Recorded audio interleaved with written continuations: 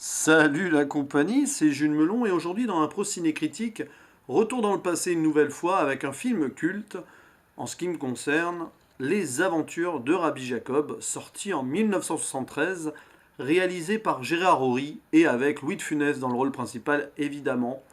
Le dernier rôle de Louis de Funès avant sa crise cardiaque, avant son problème d'infarctus, euh, et probablement donc le dernier film avec un De Funès à fond dans tous les sens puisqu'après il y aura l'aile ou la cuisse dont j'ai parlé déjà dans une autre vidéo.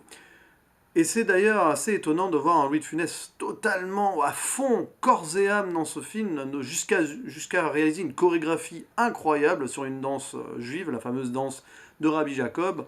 On peut même se demander si ce film n'a pas été un petit peu l'une des causes de ses problèmes derrière. Enfin, en même temps, c'était un boulimique de travail et je pense que c'est une accumulation aussi, hein.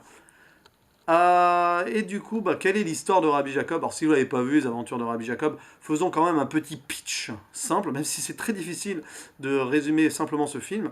C'est donc l'histoire de Victor Pivert, joué par Rabbi Jacob, Pivert, une sorte d'industriel français très catho, très raciste, hein, il faut le dire clairement, très intolérant, qui se rend compte qu'un jour son chauffeur de toujours est juif.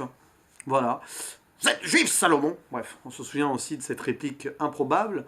Et à partir de là, aventure sur aventure, son chauffeur le laisse tomber, entre guillemets. Du coup, Victor Pivert se retrouve dans la fameuse usine à chewing-gum. Hein, Louis de Funès tout vert et tout. Là aussi, vous avez ça en tête, hein. À un moment même, il y a des boules de chewing-gum qui lui tombent dessus. On dirait une sorte d'hommage avant l'heure à la soupe aux choux qui sortira plusieurs années après, puisqu'il ressemble à la denrée. Alors peut-être que d'ailleurs dans la soupe aux choux, ils ont voulu s'inspirer de ça, j'en sais rien. Et à partir de là, dans cette usine à chewing-gum, il essaye d'appeler la police et tout. Il se rend compte qu'en fait, il a affaire à une sorte de conflit géopolitique avec d'un côté la police politique d'un pays qui tient en otage un révolutionnaire qui veut rentrer dans son pays pour prendre le pouvoir. Et d'ailleurs, dans cette police politique, on retrouve Gérard Darmon dans son premier rôle. Oui, le jeune Gérard Darmon à l'époque. Bref, Victor Pivert est pris en otage par le révolutionnaire Mohamed Larbi Slimane, joué par Claude Giraud, acteur pas très connu finalement, mais plus connu aujourd'hui pour être la voix française de Tommy Lee Jones, ou même d'Alan Rickman dans certains films, dont les Harry Potter. Comme quoi, vous voyez, c'est marrant, parce que quand on entend Claude Giraud parler dans le film, des fois, avec le recul, on se dit « Ah mais ouais, quand même !» Et ça, je m'en étais rendu compte il n'y a pas si longtemps que ça. Bref, De Funès pris en otage par le révolutionnaire, on se retrouve sur la route, l'aéroport, puis après dans un quartier juif, puisqu'entre-temps, les deux hommes ont pris l'apparence de rabbins pour fuir donc les méchants. Et à partir de là, Louis de Funès abandonne son rôle de Victor Pivert pour jouer celui de Rabbi Jacob. Et voilà, ce film est très drôle, hein, évidemment, il y a des gags dans tous les sens.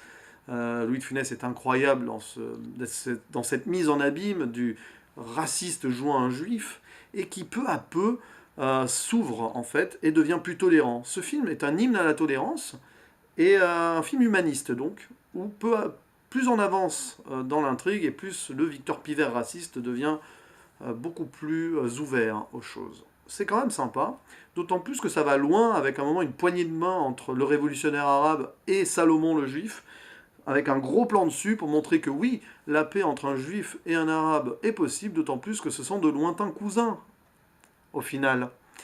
Euh, donc, au-delà de cette comédie pure et simple, pour moi c'est culte parce que je l'ai découvert très jeune ce film et j'ai adoré. Et donc, en le revoyant à chaque fois, j'en rate pas une miette. Euh, et c'est un film qui marque aussi par cette. Ouais, c'est un petit peu les bisounours, mais comme quoi, oui, l'unité entre les hommes, quelle que soit leur religion, quelle que soit leur provenance, est possible.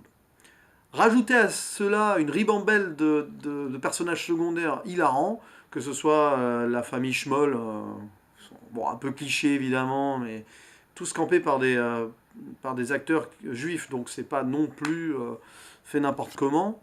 Il y a d'ailleurs Popek, qui aussi fait ses débuts, il me semble, au cinéma.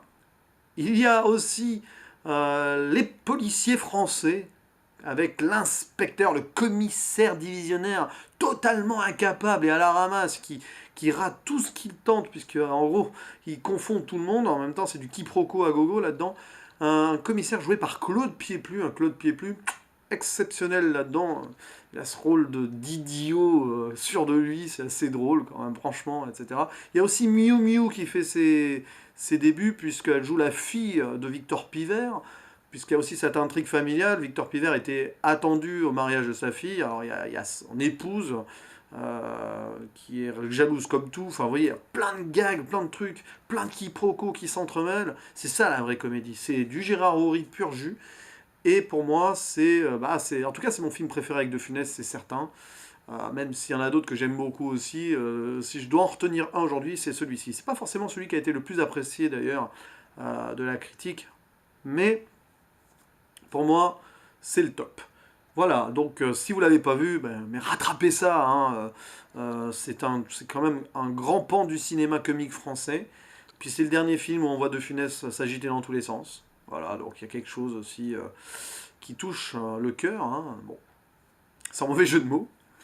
Et voilà quoi, bon, là aussi, hein, un message universel qui est toujours vrai aujourd'hui, puisque les conflits israélo-palestiniens durent encore de nos jours. 45 ans après, malheureusement, on en est encore là.